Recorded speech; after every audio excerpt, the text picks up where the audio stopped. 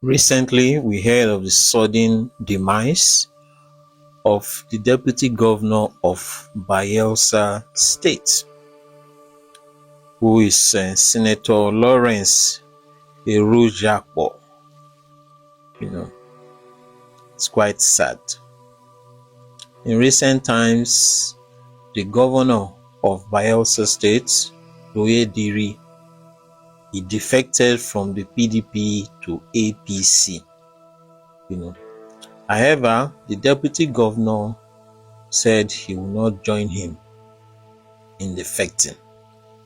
And that really became a problem, because oftentimes when the governors are defecting, they want to go with their entire government. So they want the deputy governor and members of the State House Assembly to join them in defecting. But in this case, former Senator, Deputy Governor Lawrence Ewhrudjakpo said no, he wasn't defecting.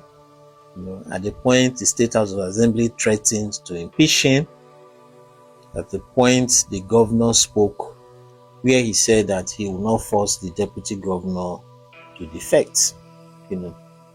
But it's obvious that the deputy governor has been under a lot of pressure to join the governor in defecting. Pressure that the deputy governor resisted. And unfortunately, it said that while working in his office of deputy governor, he slumped. He was rushed to the Federal Medical Center in Yenagoa, and he passed, sadly so. His mentor is former governor of Bayelsa State, current Senator Seriake Dickson. Is a mentor to Lawrence Ewhrudjakpo. And he said that it's likely because his mentor, his boss, Senator Seriake Dickson was still in PDP. That could be one of the reasons why the deputy governor decided to stay in PDP. Maintaining loyalty to somebody who mentored him into this political journey. So Senator Seriake Dickson released a statement, to express how sad he was on the death of Lawrence Ewhrudjakpo. I'll read the statement. It says that, titled Lawrence Ewhrudjakpo, a death too painful. Yesterday, December 11th, will remain one of my saddest days.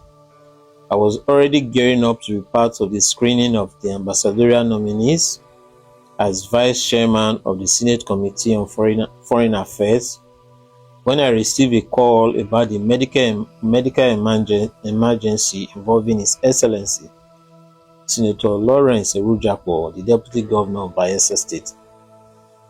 I spoke with his aides and the doctors, then left abruptly and came home to monitor the situation until my worst fears were confirmed.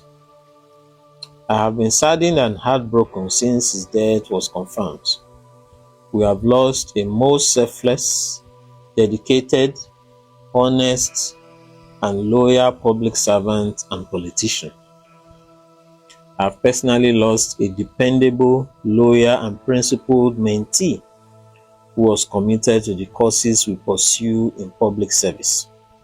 Service to God and humanity, and to ourselves, the least.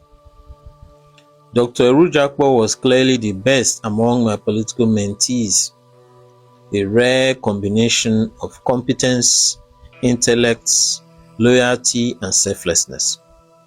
He proved himself, especially at difficult times, as a politician of principle and conviction I had mentored him to be over the years. He exemplified the act of living a simple life with profound impact. Ewhrudjakpo was irreplaceable, formidable in intellect and learned, emotionally stable, mature, and principled. Since our paths crossed in the 90s, I took him under my wings when he was a union activist and I a legal practitioner. He drew inspiration from my interactions to pursue further education and was inspired to study law after his first degree, which he took all the way to doctorate, even as a very busy man. When I became Attorney General, he was my PA. When I was elected to the House of Representatives, he was my senior legislative aide. When I became governor, he served as Commissioner for Works for almost 8 years, dedicating all his time and energy to executing landmark infrastructural achievements across the states, even during the crippling recession. Then I nominated him to run for the Senate representing our senatorial district, Bayelsa West, which he won. Later, I nominated him and the current governor, who were then senators. I put them out as governor and deputy governorship candidates respectively. As deputy governor, Dr. Ewhrudjakpo remained dutiful and loyal. He was steadfast, even to the point of almost losing his office. When he was made, unfortunately, to choose between his office and his loyalty, respect, and gratitude to me, he chose the latter and went through a lot for the principled choices he made during the almost 6 years he served dutifully without complaining. There is no one who did not feel the impact of his service, the open door policy and life of service, exactly as I taught them, and without betrayal to me or anyone. He listened to wise counsel and advice, which I was always available to give. No one is more affected by this sudden loss than I am, apart from his immediate family. It will be difficult to fill the void he left in my heart, in the hearts of Bayelsans, of Nigerians, and of all humanity that encountered him.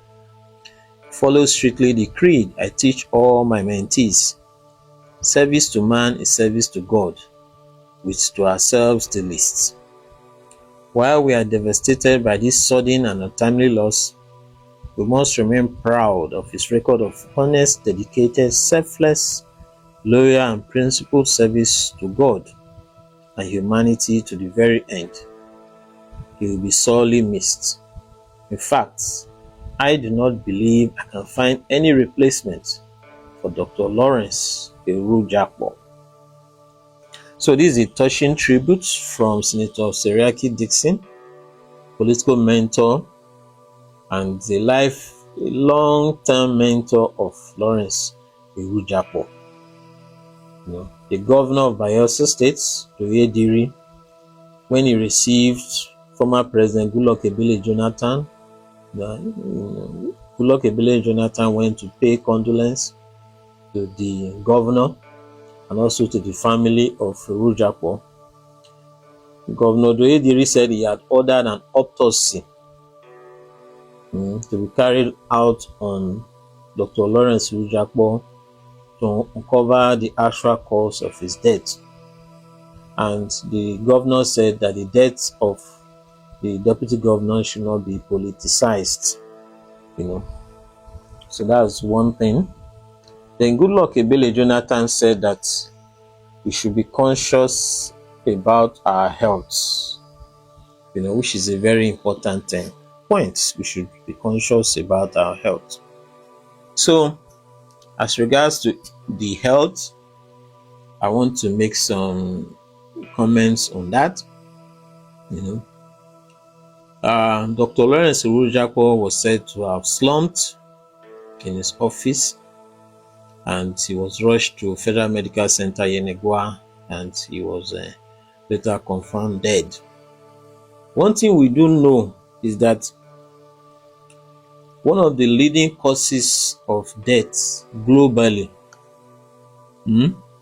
The leading cause, the foremost cause of death globally is cardiovascular diseases. Cardiovascular diseases are the leading cause of death globally. It is said that an estimated 19.8 million people died from cardiovascular diseases in 2022, representing approximately 32% of all global deaths. Of these deaths, 85% were due to heart attack and stroke. Heart attack is a cardiovascular disease, and stroke is also a vascular disease, cerebrovascular disease. So, over 3/4 of cardiovascular deaths occur in low and middle income countries, which include Nigeria. Out of the 18 million premature deaths under the age of 70 due to non-communicable diseases in 2021, at least 38% were caused by cardiovascular diseases. This is from the World Health Organization. And then it went on to relate some important factors. Examples of these cardiovascular diseases include coronary heart disease, which is a disease of the blood vessels that supply the heart muscle. We have cerebrovascular disease, a disease of the blood vessels supplying the brain, which is often referred to as stroke. We have peripheral artery disease, a disease of blood vessels supplying the arms and the legs. Then we have rheumatic heart disease, a damage to the heart muscle and heart valves resulting from rheumatic fever. A rheumatic fever is caused by streptococcal bacteria. We have congenital heart disease. These are birth defects that affect the normal development and functioning of the heart caused by malfunction of the heart structures from birth. And we have deep vein thrombosis and pulmonary embolism, where blood clots form in the leg veins, and this can dislodge and move to the heart and lungs with catastrophic consequences. What are the risk factors? What are those things that could put us more at risk for cardiovascular disease?